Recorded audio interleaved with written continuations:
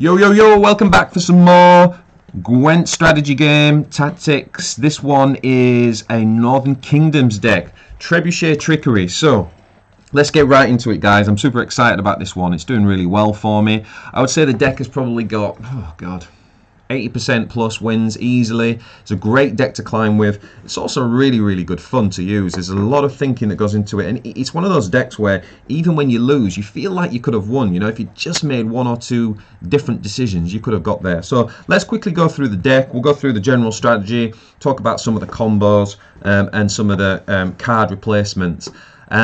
Straight up here, we can see we've got 3 of the field medics.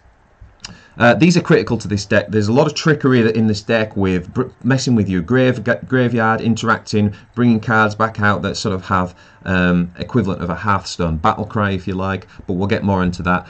In your opening hand, you really want to be looking to keep 1 medic. Sometimes I'll keep 2 if the rest of my hand is good. 2 is fine. I probably wouldn't keep 3, but 1 or 2 in your opening hand. Next up, we've got John Natalis. Great card. Don't be too greedy with John Natalis. If usually you'll have 1 round out of the 3 where you'll have 3 cards on the battlefield that you can play, and I would just go for it. Often your opponent will concede when they see John Natalis played, but don't be too greedy with it. You can get caught out where you're trying to be greedy and then you end up on turn 3 and actually you haven't got the right units to play him on. So just play him where you can get the 3.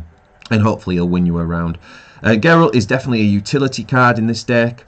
One thing that's really nice about Geralt is with the 12, and he can't be messed with being gold by many cards. One of the things that's really nice is a 2-for-1 card. Your opponent's got to use 2 cards to try and beat that score, at which point you can pass, and then you've got card advantage on your opponent. So most times when I play Geralt, I'll actually lose the round, knowing that he'll 2-for-1 in value, and I will actually get a card advantage. Don't be scared to pass, guys. In general, in this game, passing is one of the key strategies to getting the victory. So you've got to pass strategically, and don't think just because you've put a big legendary down that means, oh god, well I can't pass this turn because I've wasted it. No, you haven't wasted it because it's won you card advantage. Next up, we got the Reaver Scout, just 1 of in the deck. I've thought about playing 2, but it would be a bit clunky. Very, very powerful card. What you look in this deck in particular, what we're looking to play it on are field medics is a really good one to play it on. Often you'll play that on a medic, which will pull something out of the graveyard. So he brings out a medic from the deck, and then that brings out something from the graveyard. So this is 2-chain trickery, if you like. Really nice combo. Also really good to bring these guys back to buff each other, and of course brilliant to bring back the trebuchets. And occasionally this as well, so it interacts with a lot of the cards in the deck. Next up, we've got the Reaver Hunters. Always want to be playing these turn 1. You've got 3 of these in the deck, so 90% of the time it should be possible to if you mulligan correctly, to get this in your opening hand. Key card, this is my turn 1 play all the time. You always want to be playing this guy first. It means that turn 2 he'll pull out a brother out of the pack, and you'll have 2 of them on the board.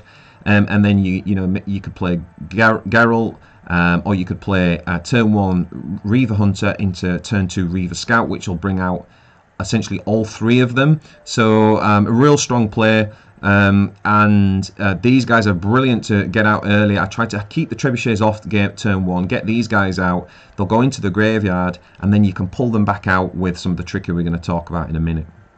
These guys, along with Geralt, these are utility cards, the Blue Stripe Scout. There's some really cool things you can do. We do run a bomb in here, which resets everyone to their base strength, so be very mindful of when you're buffing units, the order in which you play it. If you've got the bomb in hand, the bomb is quite a critical component of the deck, I think.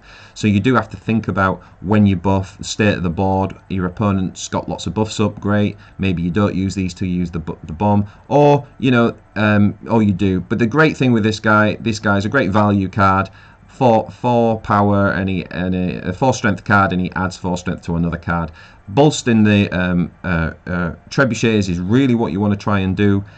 So really try to look to bolster these guys, and then obviously you can use your hero power to copy a bolstered trebuchet.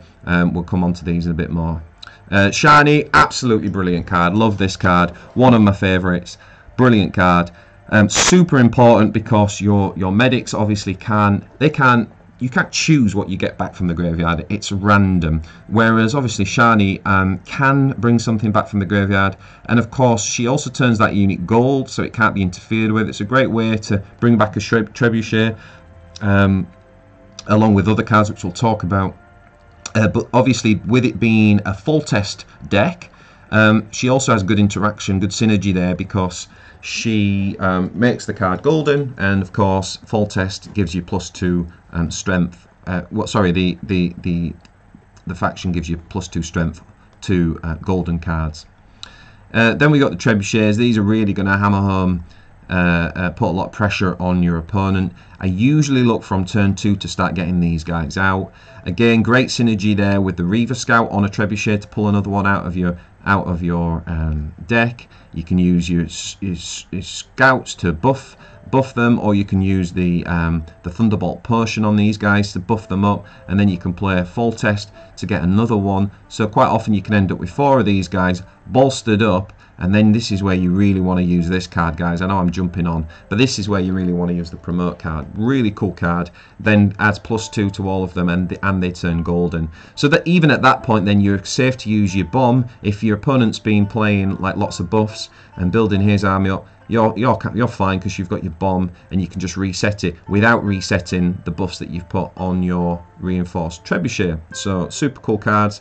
We'll come back to them as well. There's a bit more to say on theirs. Priscilla, absolutely brilliant card, possibly the best card in the deck. She plays 2 non-golden units, but what you've got to bear in mind with Priscilla is that sometimes you can play Priscilla and have a chain effect in this deck where you have about 7 or 8. It makes about 7 or 8 plays. For example, she could pull out a medic, and then a medic could pull out something from the graveyard, like the Blue Striped Scout, and then he can add +4 strength, you know. So super really good card. I like to get Priscilla out on turn 1 or turn 2. Most of the time, because in turn 3 we've got interaction with this next card, which is Neneka. She can actually bring Priscilla back and kick off the whole chain effect again. If you can get that chain effect off twice, you tend to win most games when that happens, because you can often draw through your deck and you've only got 4 cards left or something in your whole deck by the end of the day. This card is brilliant for cycling through. This deck is brilliant for cycling. I like having Neneka as well, because she can bring Priscilla back without turning a gold, which Shani would do. I don't want to turn her gold, because obviously if she goes into the graveyard at the end of the turn, we want a chance at bringing her back again. Thaler is he's okay. This is definitely one of your card replacement possible card replacements if you want to play around. I find him decent. There are some times where you've just got a clunky hand, or you're desperately trying to find Philippa or some of the important end game cards, and he can come in handy there to give you that chance at throwing a card away and trying to get and randomly draw one from your deck. Never keep him in your opening hand. You want to get rid of it in the opening hand.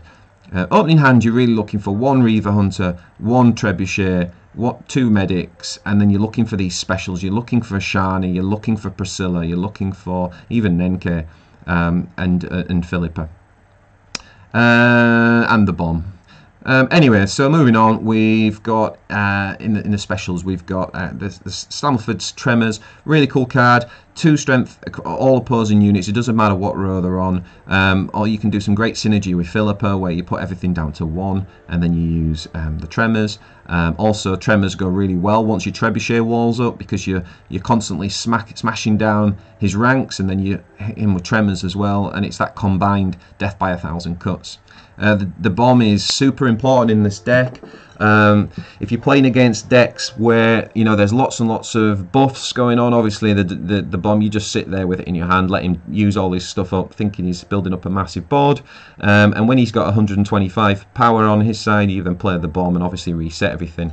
You just need to be careful with the bomb, because your Trebuchets, once you start playing your Trebuchets and your scouts, you'll start buffing things yourself, and obviously you don't really want a bomb at that point. So again, I try to either play the bomb before these, or I'm turning these guys gold with Promote, and then I'll play the bomb. You've really just got to think about the timing and assess the state of the board. Thunderbolt Potion, well, again, it's replaceable if you like, but I find it quite useful. If you look at the deck, you've got 3 lots of 3 cards, 3 medics, you've got 3 reavers, you've got 3 trebuchets, plus your hero power means that you can end up having 4. So that's good synergy with the Thunderbolt potion, and then again being able to promote afterwards, you can get some pretty good combos out there.